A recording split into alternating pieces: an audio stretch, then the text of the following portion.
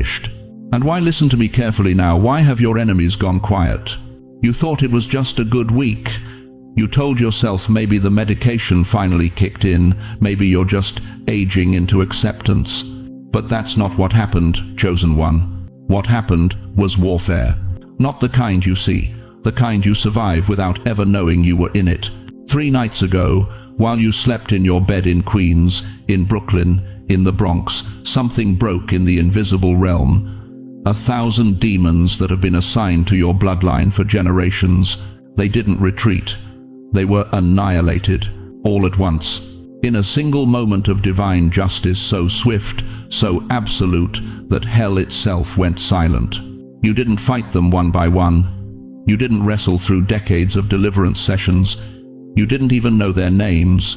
God ended the war while you slept. And I know you feel it. That strange quiet in your mind. That absence of the voice that used to whisper, "You're too old, you're too broken, you're too late." The panic attacks that stopped without explanation. The financial pressure that suddenly lifted. The grief that no longer crushes your chest at 3 a.m. That wasn't time healing you, that was divine extermination.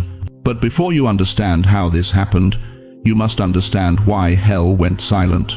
Because, chosen one, when 1,000 demons fall at once, it's not random, it's strategic. It means you were carrying something they desperately needed to stop. And now that they're gone, now you're dangerous. Before we go deeper, I want to pause and thank every single one of you who has supported this message through super thanks. Your generosity means more than you know. You're not just donating, you're helping spread light to others who feel alone in their calling. Whether you give or not, I'm deeply grateful for your presence here. Your support, your time, your attention, it all matters. And if this message resonates with your soul, go ahead and let the Spirit lead your heart. If something in your spirit feels exposed already, if these words are hitting places you thought were buried, do not leave this moment. Do not scroll away. Because what I'm about to tell you will explain everything that shifted in your life these past 72 hours. You didn't just survive, you annihilated, and heaven is about to show you what comes next. Why have you been so tired lately? Not the kind of tired that sleep can fix. I'm talking about that bone-deep exhaustion that makes you wonder if you're just done, if your body is finally giving out, if this is what dying feels like. Why did you stop caring about things that used to consume you? The drama at church, the family gossip, the neighbor's opinion. They used to eat at you, keep you up at night. But lately, you just don't care anymore.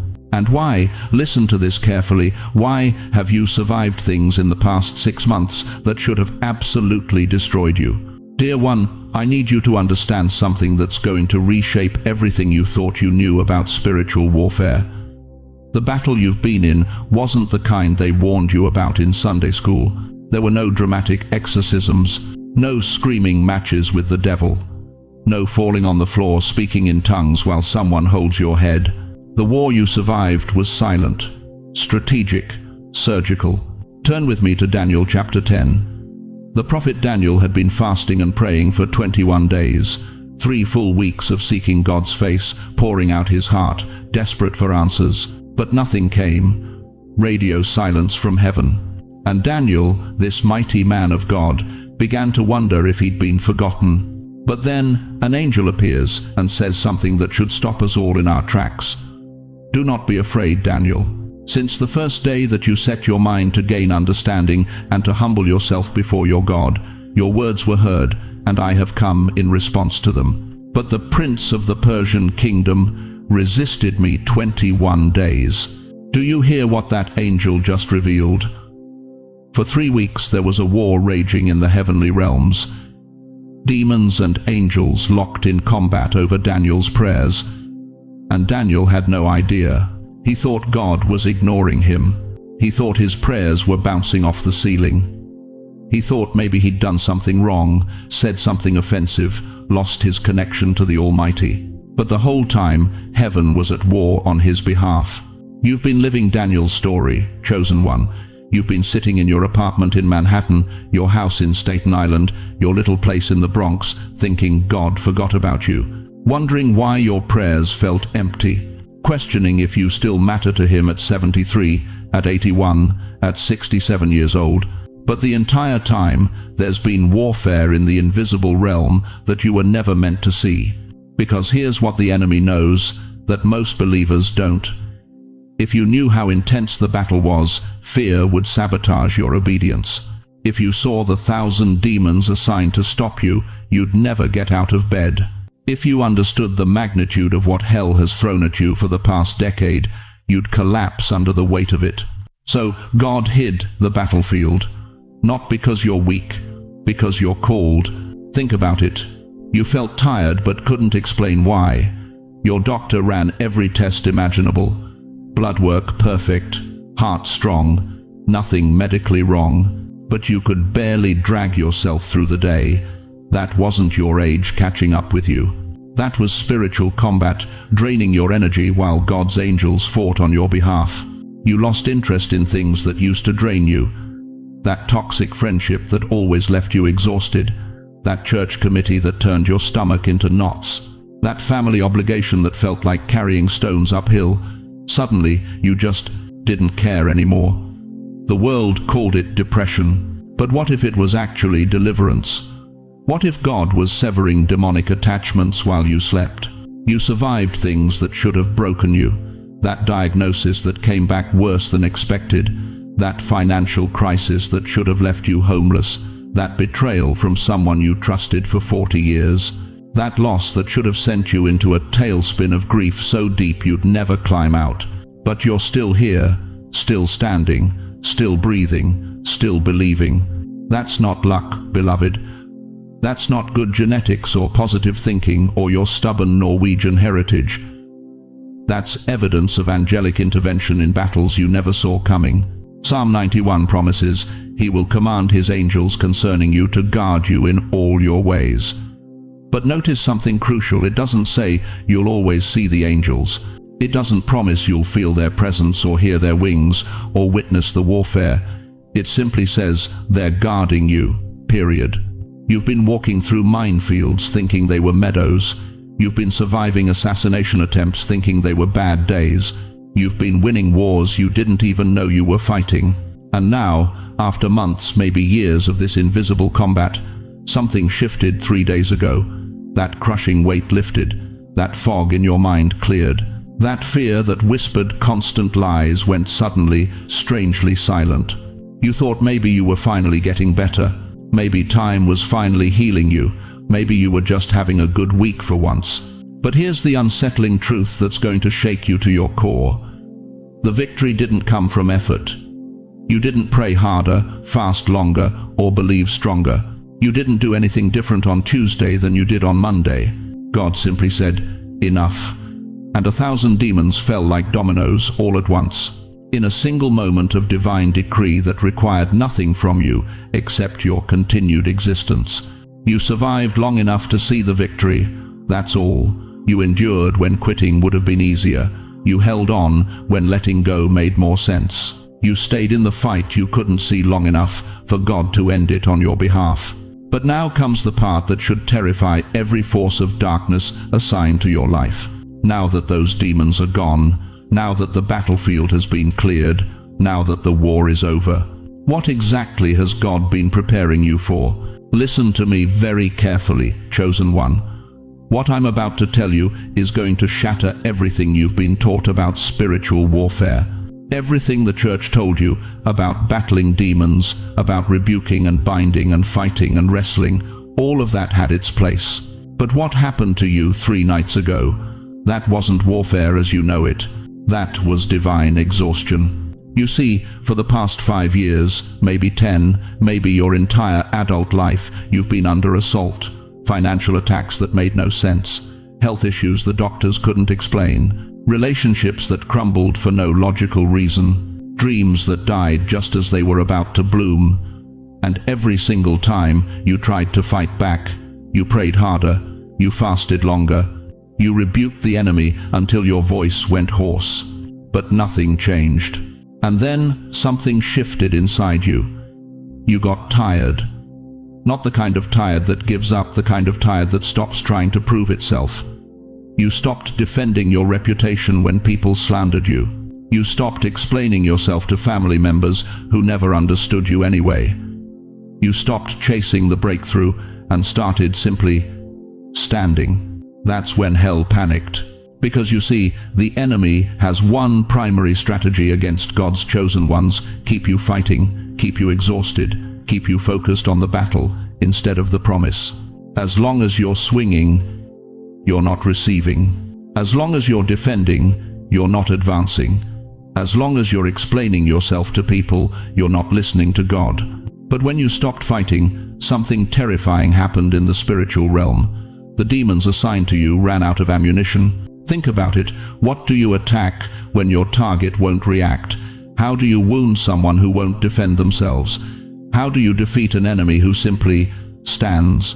Exodus 14:14 says it plainly. The Lord will fight for you. You need only to be still. Not passive, not defeated, still, rooted, unmovable.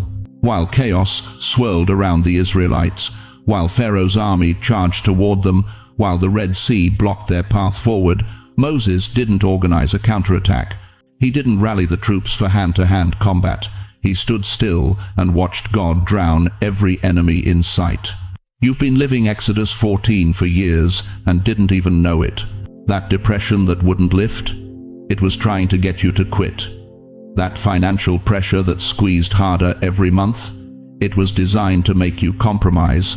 That loneliness that whispered you'd die forgotten, it wanted you to settle for less than God's best. But you didn't. You stayed standing. You kept breathing. You refused to bow. And 3 nights ago, while you slept, heaven looked at your perseverance and said, "Enough. They've proven themselves. End this." What you need to understand is that your stillness wasn't weakness, it was warfare. Your silence wasn't surrender, it was strategy. Every night you went to bed without answers but woke up anyway. Every bill you couldn't pay but trusted God anyway. Every relationship that betrayed you but you forgave anyway. You were bleeding the enemy dry.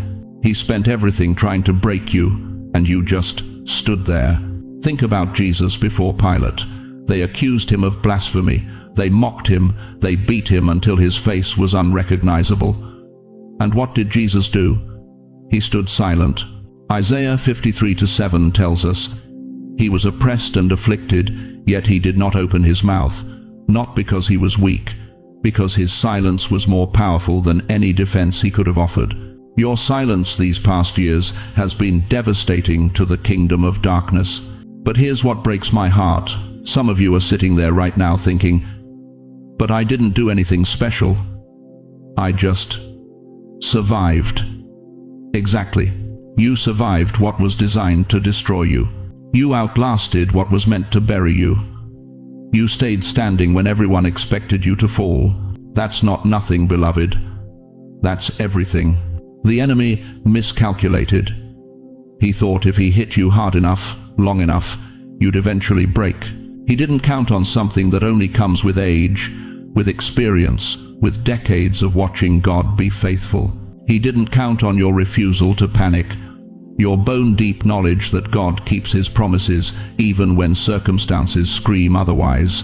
Your stubborn, weathered, battle-tested faith that won't be moved by temporary storms. You outlived the assault simply by refusing to die. And 3 nights ago, when the final demonic strategy failed to move you, when the last weapon bounced off your faith, when hell realized you were never going to quit, the assignment was terminated. Not gradually, not one demon at a time, all of them at once. Because a failed assignment in the kingdom of darkness carries consequences. What couldn't break you was recalled, removed, and replaced with nothing. That's why you feel that strange quiet. That's why the voices stopped. That's why the pressure lifted. Not because you conquered them, because they couldn't conquer you. Heaven fights hardest when the chosen stop trying to defend themselves. If this explains what you lived through, if this is finally making sense of why everything suddenly shifted, don't shout it. Don't announce it. Just quietly say, even if it's just a whisper right where you're sitting, "I stayed standing." Because, beloved, the war is over. But what comes after the war? What happens when 1,000 demons are removed and the territory they occupied becomes available for something else? That's what we need to talk about next. Because the emptiness you feel isn't loss, it's vacancy. And God doesn't leave his chosen ones empty. Listen to me carefully, chosen one. The number matters. 1,000 demons didn't fall because God was showing off. 1,000 fell because that's how many it took to keep you bound. One demon couldn't have held you down at 75 years old. One lying spirit couldn't have convinced someone with your testimony, your scars, your survival record that you were worthless. It took an army. A coordinated, generational, strategic army of darkness assigned to your bloodline before you were born. And 3 nights ago, God didn't pick them off one by one. He collapsed the entire system. Think about this. When Pharaoh's army chased Israel to the Red Sea, did God drown one soldier at a time? Did he wait for Moses to pray over each Egyptian chariot individually? No. Exodus 14:28 says it plainly. The water flowed back and covered the chariots and horsemen, the entire army of Pharaoh that had followed the Israelites into the sea. Not one of them survived. Not one. That's what happened to you. The entire army that's been chasing you since childhood. The voices that told you that you'd never amount to anything, that your marriage would fail, that your children would reject you, that poverty was your inheritance, that depression was your DNA. All of them went under in a single moment of divine judgment. But here's what breaks my heart. Some of you are sitting there right now thinking, well, I still feel anxious sometimes. I still worry about money. I still wake up at 3 a.m. with my mind racing.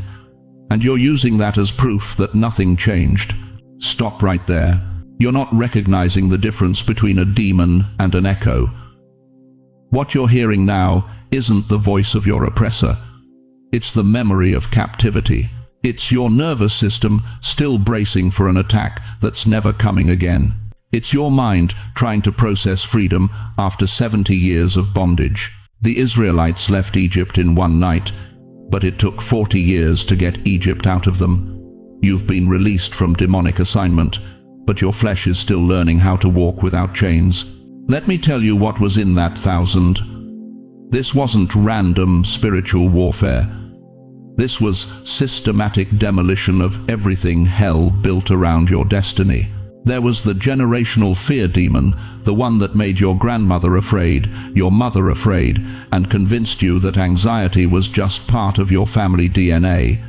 That spirit didn't just oppress you, it fed on decades of your family's terror, growing stronger with each generation that bowed to it. Gone. There was the poverty spirit that convinced you that struggling was holy, that lack was humility, that God wanted you broke to keep you dependent. That demon watched you tithe your last dollar while whispering that you'd never have enough. It celebrated every shut-off notice, every empty cabinet, every night you chose between medicine and groceries. Annihilated. There was the shame demon that recorded every mistake you ever made and played it back at 3 a.m. Every failed marriage, every word you wish you could take back, every moment you weren't there for your kids because you were working 3 jobs just to survive. That spirit built a courtroom in your mind and appointed itself judge, jury, and executioner. Destroyed. There was the religion demon, and this one's tricky because it wore a church hat. This spirit convinced you that you had to earn God's love, that you weren't praying enough, serving enough, suffering enough. It turned your faith into a performance, and your relationship with God into a transaction. Obliterated. But here's what should sober you. Here's what should make you sit up straight in your chair right now. You didn't just get free, you became dangerous. Because when God removes 1,000 demons at once, he's not just cleaning house, he's making room. Room for what? Room for the anointing that 1,000 demons were assigned to prevent. Room for the calling they were sent to suffocate. Room for the voice they were commanded to silence.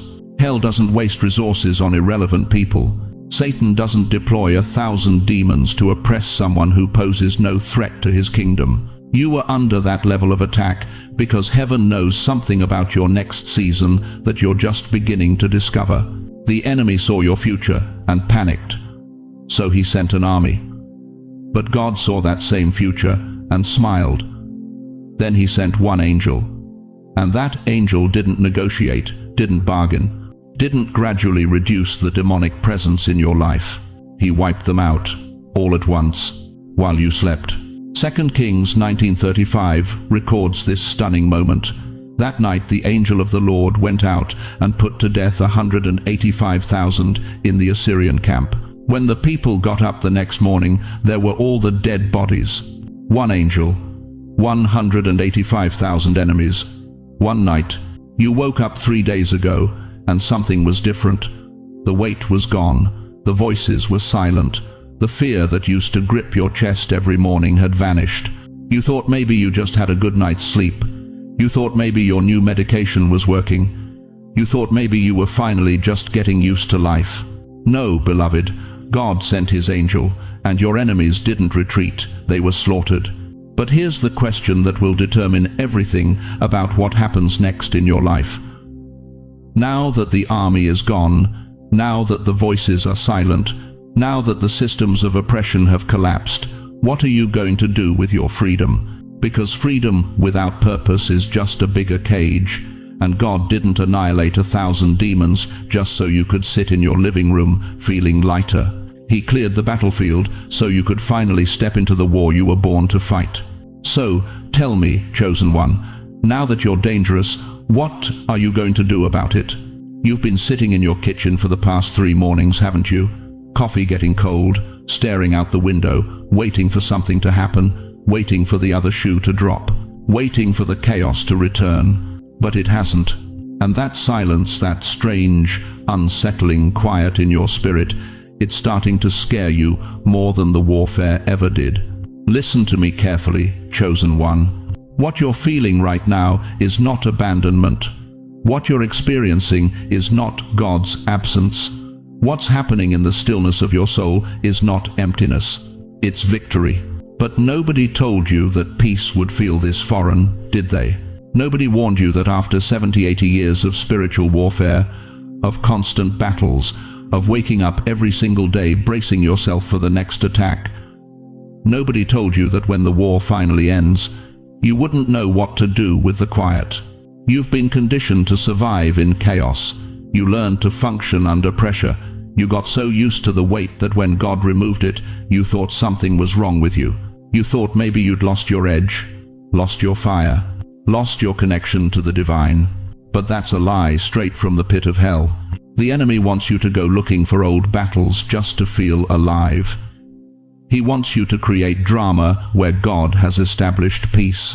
He wants you to mistake silence for distance when it's actually intimacy.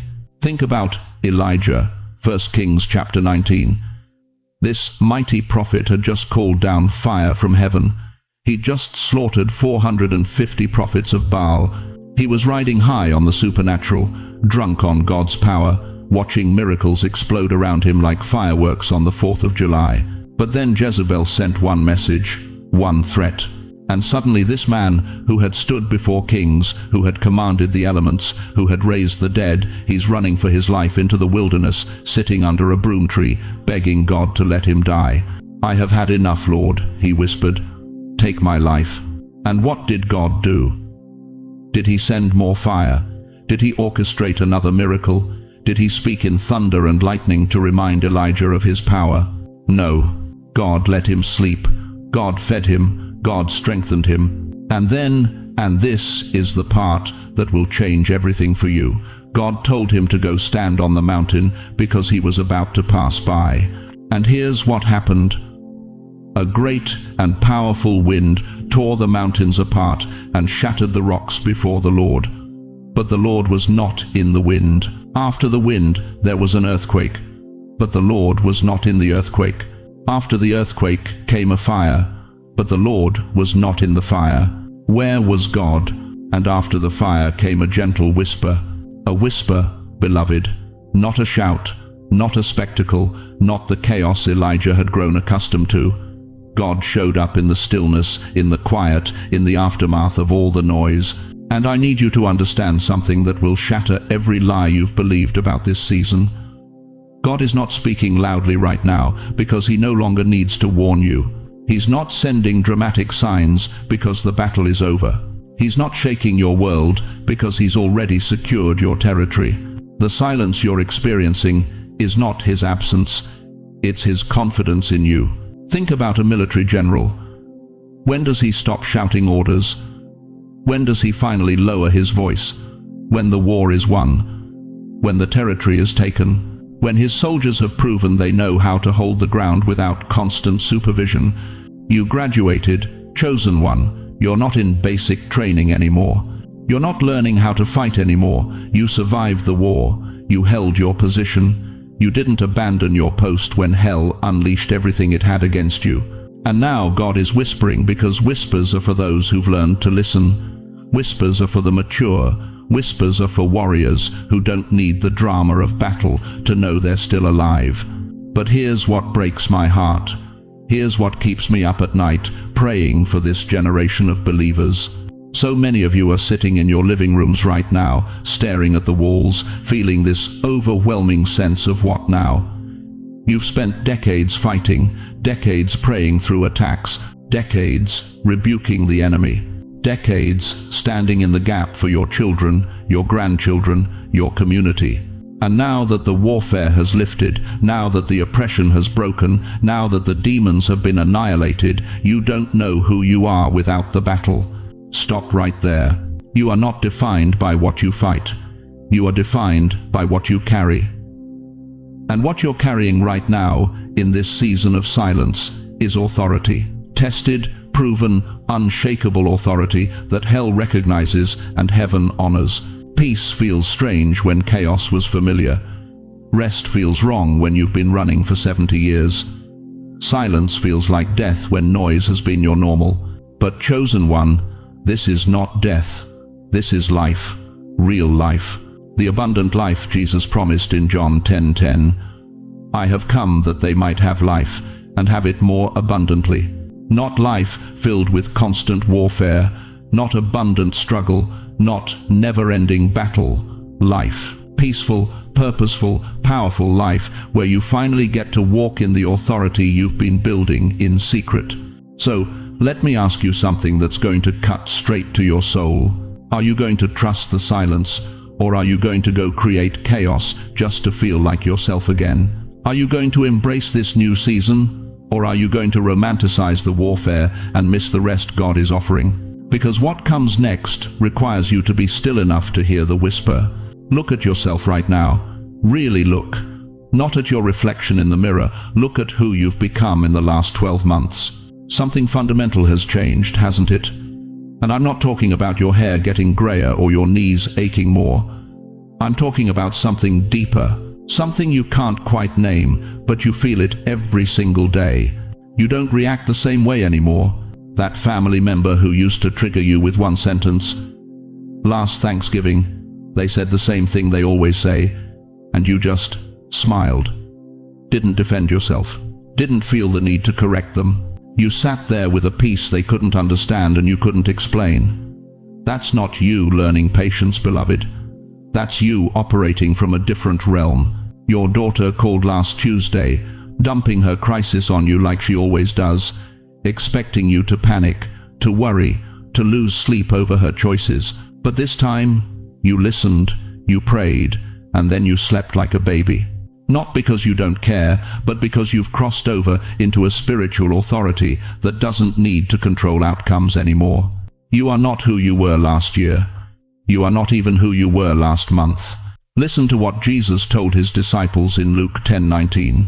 He said, Behold, I give unto you power to tread on serpents and scorpions, and over all the power of the enemy, and nothing shall by any means hurt you. Did you catch that? Power to tread, not power to fight, not power to wrestle, power to simply walk over what used to terrorize you. That's where you are now, chosen one. You're walking over things that used to stop you in your tracks, the depression that used to paralyze you for weeks. You feel it trying to creep in, and you just keep moving. The financial fear that used to wake you at 3 a.m. calculating and recalculating. It whispers, and you don't even answer back anymore. This is what it means to cross over from survivor to overcomer, From victim to victor. From someone who begs God for breakthrough to someone who carries breakthrough in their presence. But here's what's shaking you right now, and you haven't told anyone about it yet. Certain people don't feel right anymore. Your oldest friend, the one you've known for 40 years, when you talk to her now, something feels off. Not because she changed, because you did. She's still complaining about the same things she complained about in 1987. Still bitter about the same betrayals, still gossiping about the same people, and you're sitting there thinking, how did I spend 4 decades in this conversation? You're not judging her, you're just different now, like a tree that used to bend in every storm, finally grew roots so deep that the wind can't move it anymore. She's still bending. You stopped. And it's not just her, is it? That church you attended for 30 years suddenly feels like it's speaking a language you've outgrown. The sermons that used to feed you now feel shallow. Not because the pastor got worse, because you got deeper. You've been in a wilderness that taught you things Sunday school never could. You've wrestled with God in ways that can't be captured in a 3-point sermon. This is what happens when you annihilate 1,000 demons all at once. You don't just get relief, you get repositioned. God doesn't waste that level of deliverance on someone he's planning to leave in the same place. When he moves you out of spiritual Egypt, he's not planning for you to build a house in the desert. Think about the Israelites. Exodus 12 tells us they walked out of 430 years of slavery in a single night. 430 years. Generations born in bondage, died in bondage, never knowing freedom. And then one night, one Passover, everything changed. The chains didn't gradually loosen, they shattered, all at once. But here's what most people miss about that story. The Israelites who walked out of Egypt were not the same people who walked in 4 centuries earlier. They had been transformed by their captivity, refined, prepared, and when they finally crossed the Red Sea, they weren't just escaping slavery, they were stepping into a completely new identity. You've crossed your Red Sea, beloved. And just like those Israelites, you're discovering that the other side requires a different version of you. The complaining doesn't work anymore. The victim mentality feels foreign. The need to be seen, validated, understood by everyone, it's gone. You've become like a retired soldier who no longer needs to wear armor to feel safe. Like a king who doesn't introduce himself because his presence announces him. You carry authority now without striving for it, without demanding it, without even speaking it.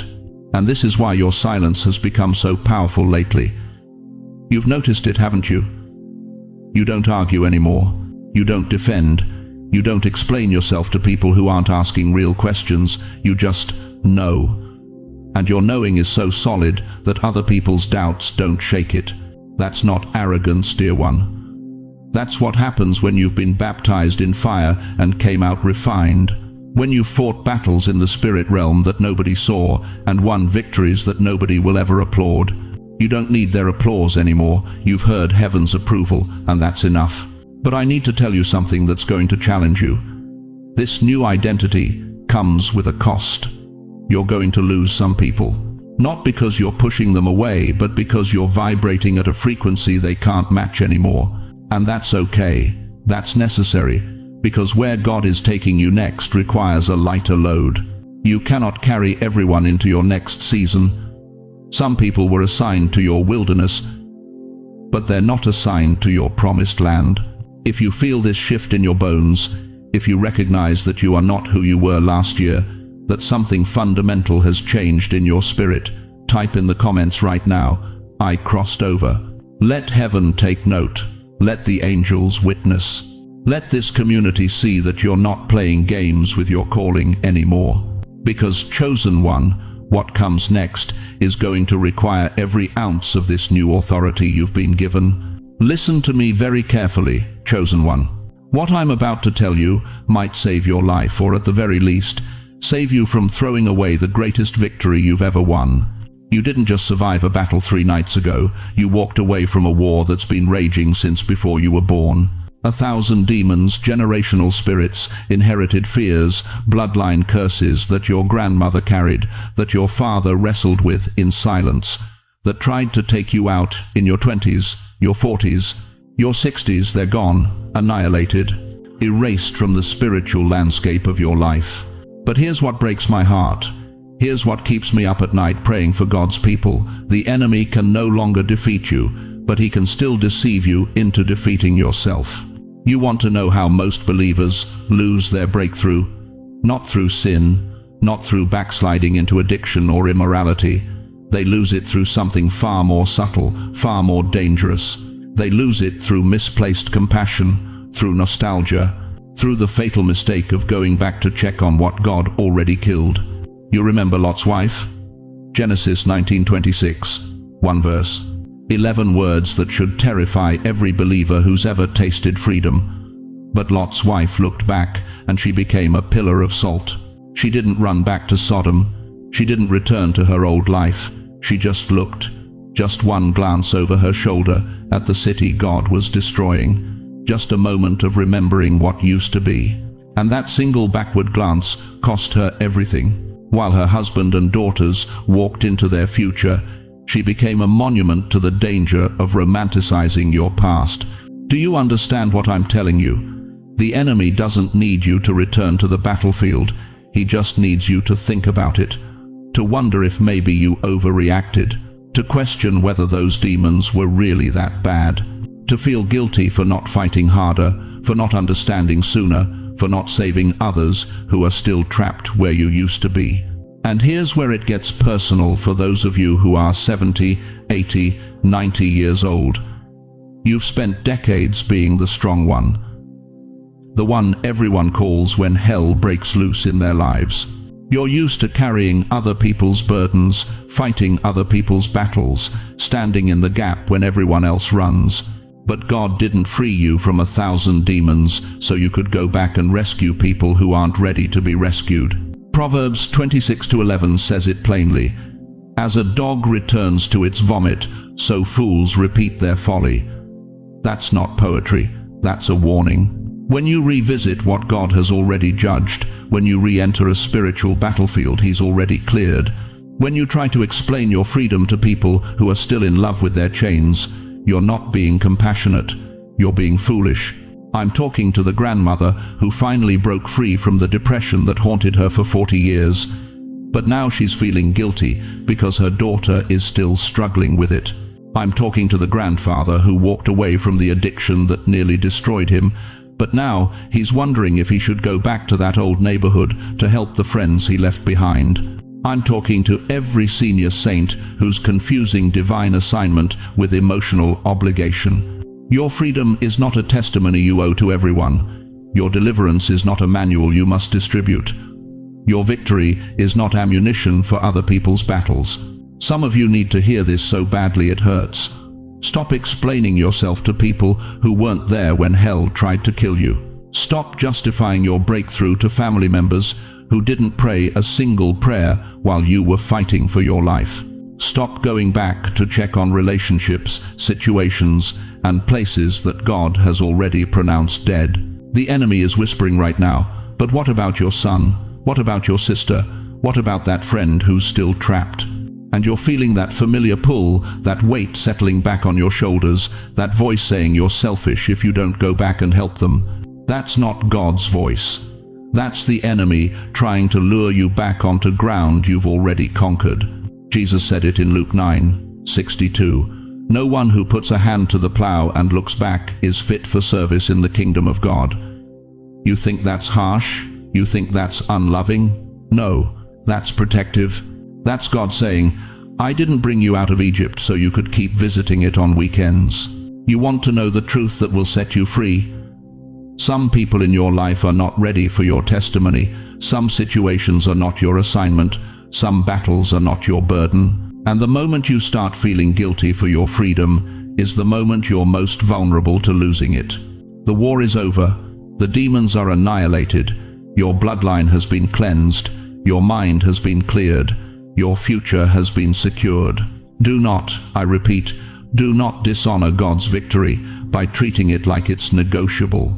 You don't owe anyone an explanation for your peace. You don't owe anyone access to your process. You don't owe anyone a return trip to the hell God pulled you out of. The battlefield is empty. Leave it that way. And this leads us to the final truth, the one that will explain why God allowed this annihilation to happen now, in this season, at this exact moment in your life, when you thought your time was running out. Listen to me very carefully, chosen one. What happened to you wasn't a gift. It was a promotion. You thought God cleared those demons so you could finally rest, so you could spend your remaining years in peace, watching the sunset from your apartment window, content that you survived. But that's not what heaven has planned for you, not even close. Those 1,000 demons weren't removed so you could retire from spiritual warfare. They were removed so you could finally step into it with full authority. You see, the battle you just won without fighting, that wasn't your reward. That was your clearance. Like a background check from the throne room itself.